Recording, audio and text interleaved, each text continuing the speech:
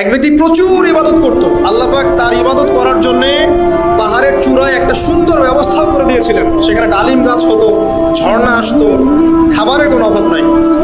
হাদিসে এসেছে 500 বছর সে ইবাদত করছে। কত বছর? কিয়ামতের মাঠে এই ব্যক্তির অবস্থা এমন হবে, তাকে জান্নাতে প্রবেশ করানোর জন্য নিয়ে যেতে বলা হবে। যাও আমার রহমতে জান্নাতে চলে যাও। আল্লাহ পাক তাকে এই কথাটা বলবেন।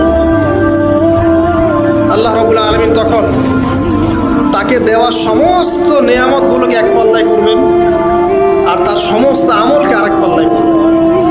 তারপর দেখা যাবে আল্লাহর সমস্ত নেয়ামত তার একটা চোখের সমান হয় নাই। কথা কি বুঝতে পারছেন?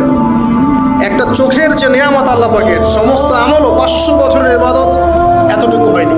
তারপর তাকে বলা হবে ওকে জাহান্নামে নিয়ে যাও। এবার জাহান্নামে যাওয়ার সময় সে বলবে, আল্লাহ